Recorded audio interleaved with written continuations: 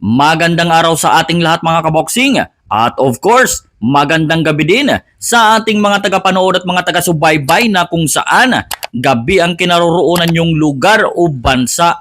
Ngayong araw mga kaboksing ay magbabalik tanaw naman tayo sa isang napakagandang laban na ipinamalas sa atin ng ating kababayan na si Dennis Laurente.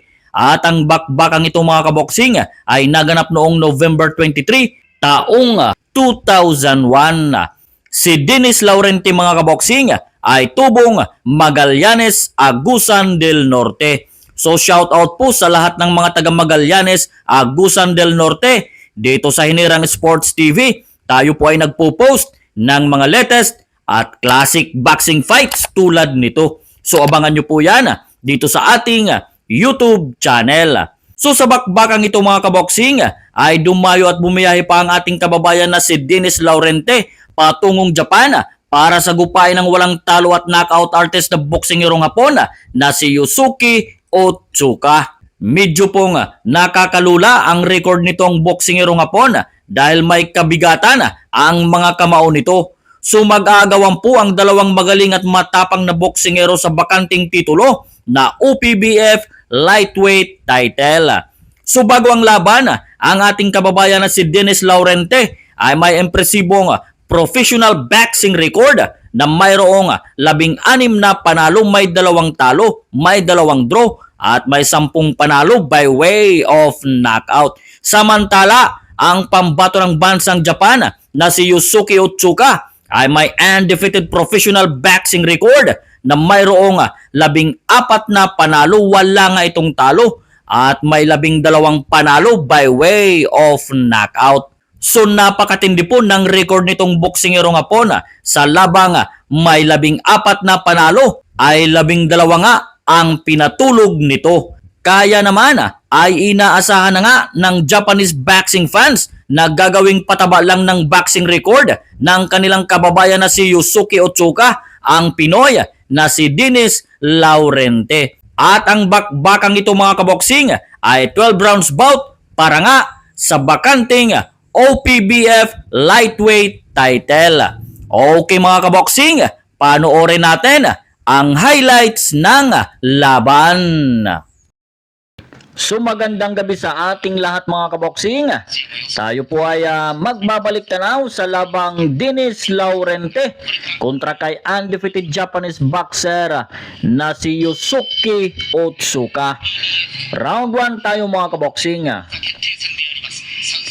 Ang labang ito mga kaboksing ay para nga sa OPBF o Oriental and Pacific Boxing Federation lightweight title. At ang labang ating babalikan ay naganap pa noong November 23, 2001.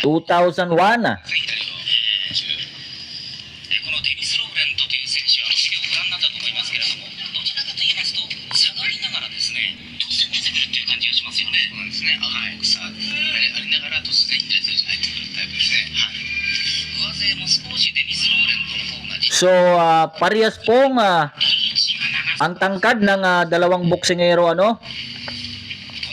maliit lang ang diferensya.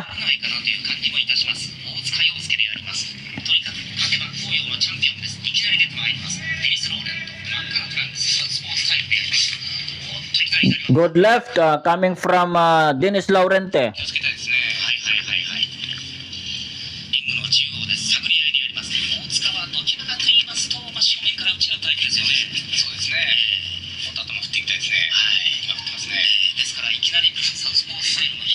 Good left again.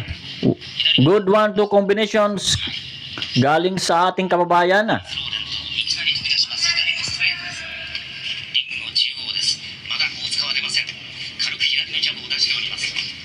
Good right coming from Otsuka.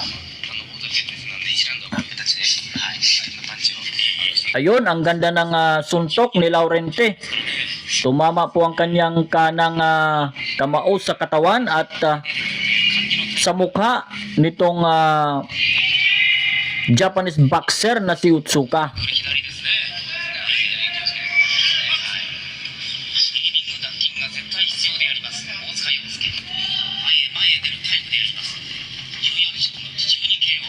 Umaatake po dito ang Japanese boxer.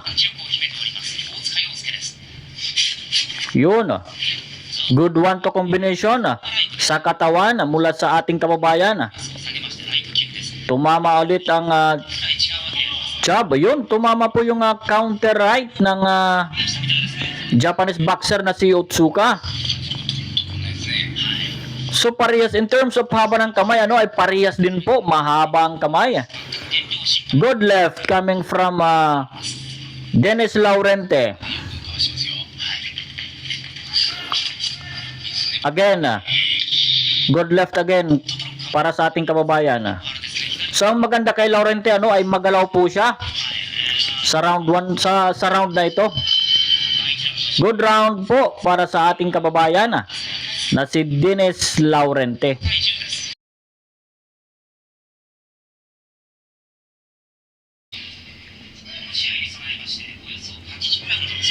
So round 4 tayo. So lumaktaw po ng Japanese boxer. Gumanti din naman itong ating kababayan. So dalawang rounds po ang hindi natin ipinakita at dumiretso po tayo sa round 4. Umaatake po ang Japanese boxer dito at hinahabol nga niya si Laurente. Samantalang ating kababayan ay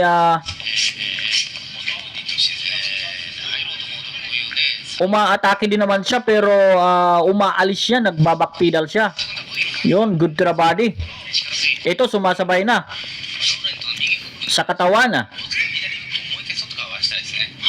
Sa midsection po ang patama ng dalawa.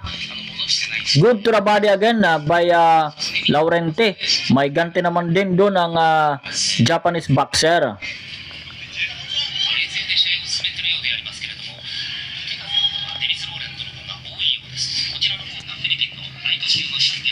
Yun. Ang ganda ng 1-2 combination ni Laurente. Good right coming from ating kababayan. Ayun.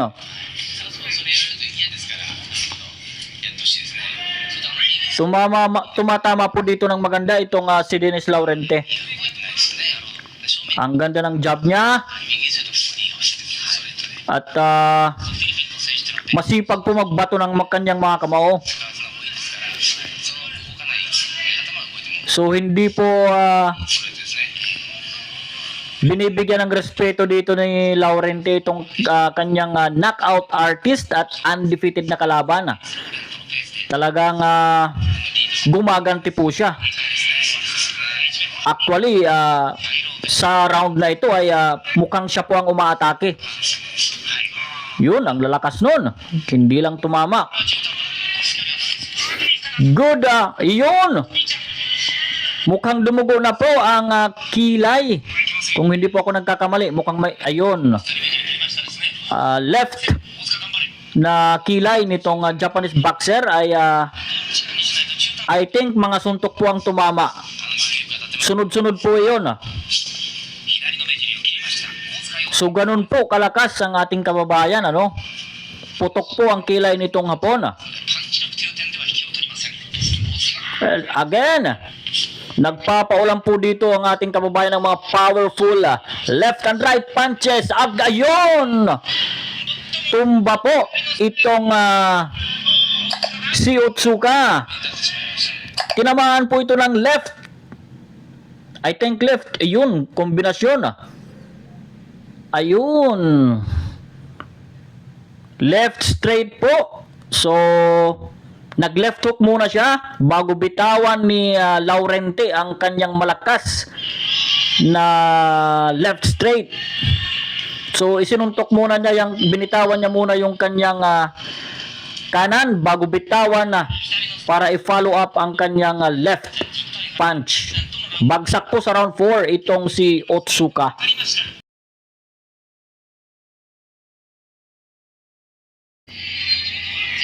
Alright, round 7 tayo mga kaboksing.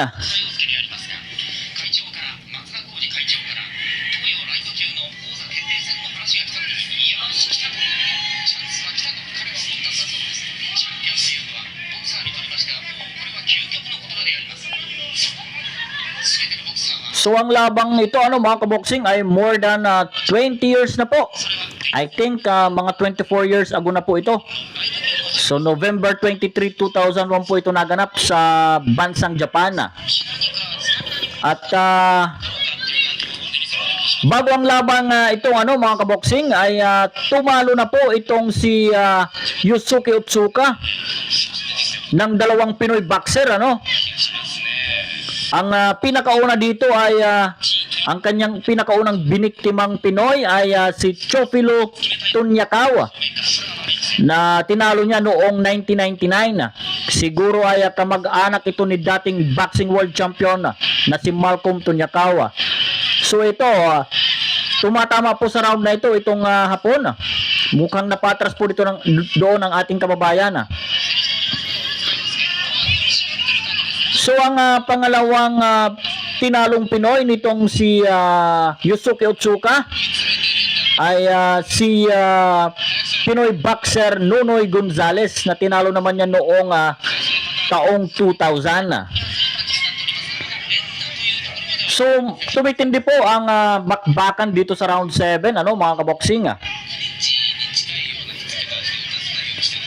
Mukhang nakikita ko na porsigidong makaganti nitong Hapon. Pero ang napapansin ko ay mukhang damaging po ang mga tumatamang suntok ni Pinoy boxer Dennis Laurente. Mukhang iniinda ng Japanese boxer.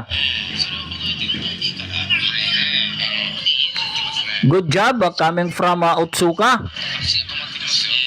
Good uppercut. Good left uppercut coming from Laurente. Yun. Ang ganda ng counter left. Pero tinamaan po doon ng ating kababayan at napasandal. At ito ay napayakap. At tinamaan doon ng 1-2 combination ang ating kababayan.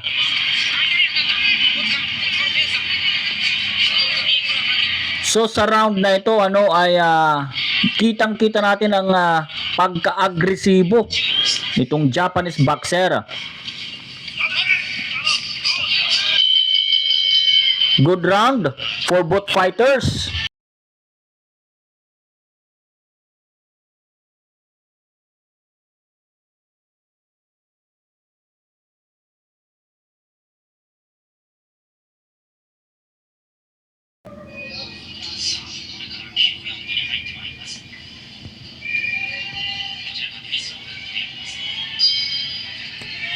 Round 9 tayo mga kaboksing.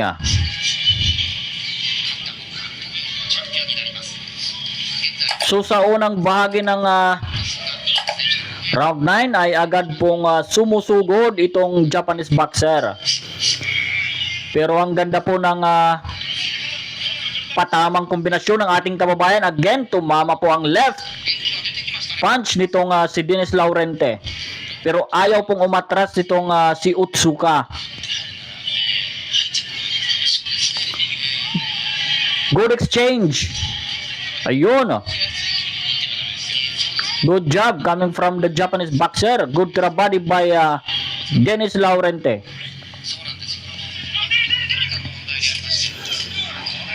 Good left.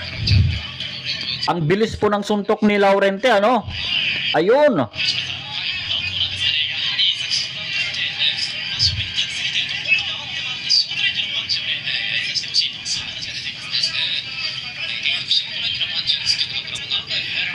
So I think na-control po ng corner ni Otsuka yung sugat niya sa kanyang kilay.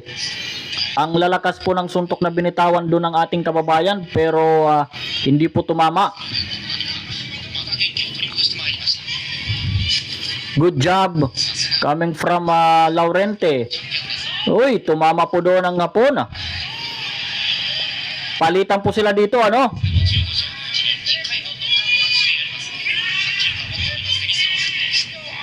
Again, tumatama po dito ang ating kababayan. Ang maganda dito kay Laurente ay volume of punches po. Hindi po ito sumusuntok ng paisa-isa. Pag itinapon niya ang kanyang kanan, automatic po ang kaliwa sumusunod. Kaya hirap pong pasukin nitong Japanese. Ayun, tumama ang kaliwang short left hand nitong si Dennis Laurente na nagpatumba kay Otsuka. Ayan, sa replay tingnan natin. Yun, bagsak po, malakas po yun. Short distance po na tumama pero tumba po itong Japanese boxer.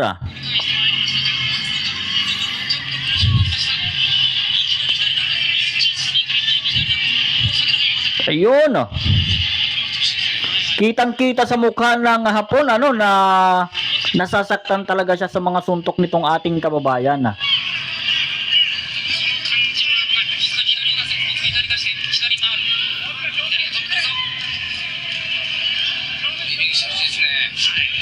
At I think bumagal po dito matapos ang pagkatumba ng Hapon, bumagal po itong si Otsuka.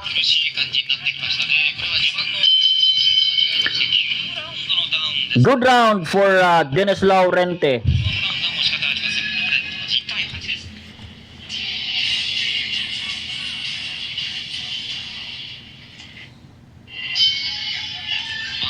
So it's round 11 mga kaboksing.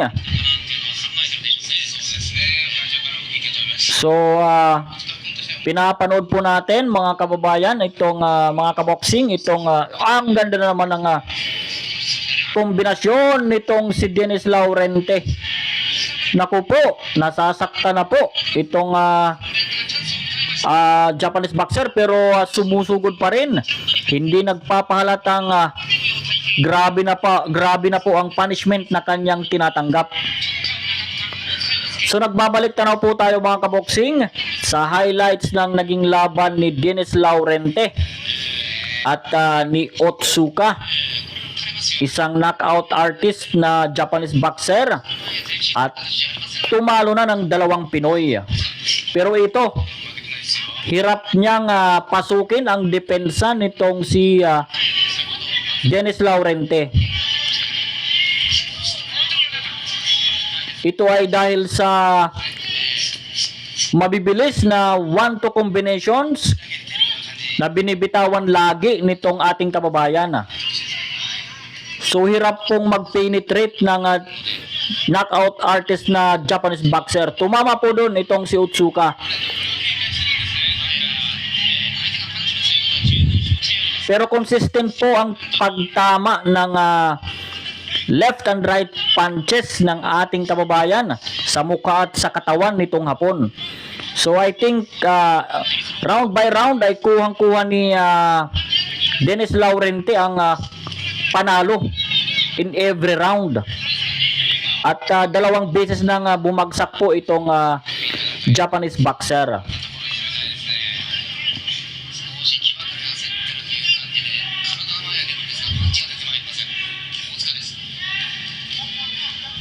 So napakaganda po ng depensa ng ating kababayan, Hindi po siya nagbibitaw hangga't hindi siguradong tatama. At inaatrasan po niya pag umaatake ang kanyang kalaban. Then after magbato ay papasukin naman niya. Ayun, another 1-2 combination galing sa ating kababayan.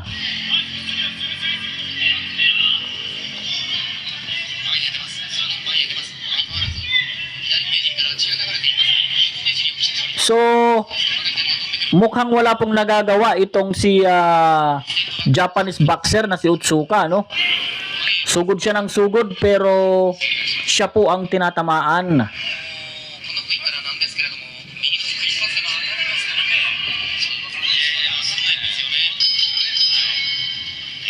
End of round 11.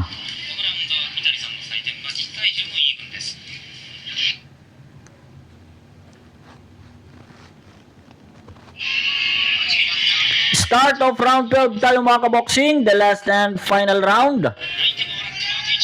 Ito ay ang laban ni Dennis Laurente laban kay Japanese boxer Yusuke Otsuka. At ito ay para sa OPBF lightweight title. So far ay dominant po, very dominant po ang nagiging performance nitong ating kababayan.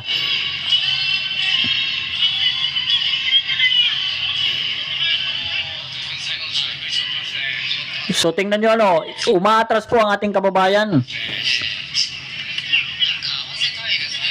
So hindi po siya, ipinapakita niya na hindi po siya kumpiyansa. Talagang nag-iingat siya. Ayun. Kita nyo yung 1-2-3 combination. Again, good right coming from Dennis Laurente.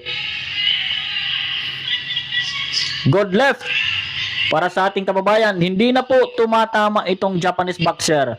Wala po siyang malinis na mga patama para sa ating kababayan.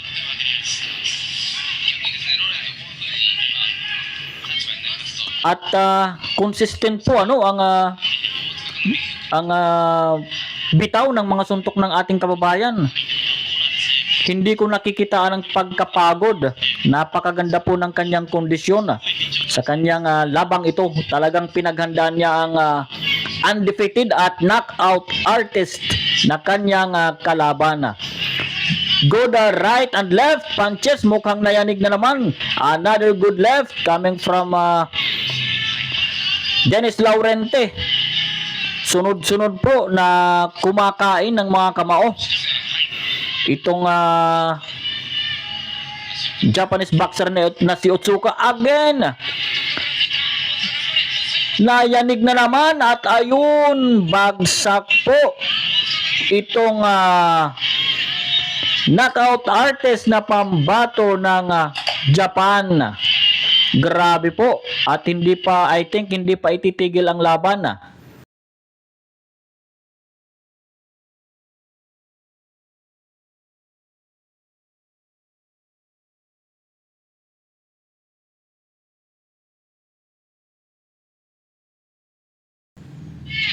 So gulpi sarado po itong Japanese boxer. Pero tumatayo po at sumusugod.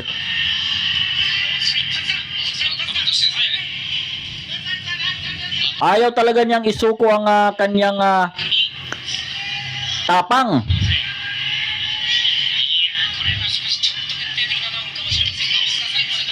Good left again coming from Dennis Laurente again.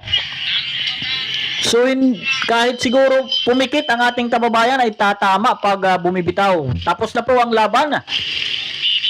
So tingnan natin. Ito ay tinaas na ang kamay ng ating kababayan. Talagang kumpiyansa ngayon na panalo po tayo dahil sa mga knockdowns, multiple knockdowns na na-score ng ating kababayan.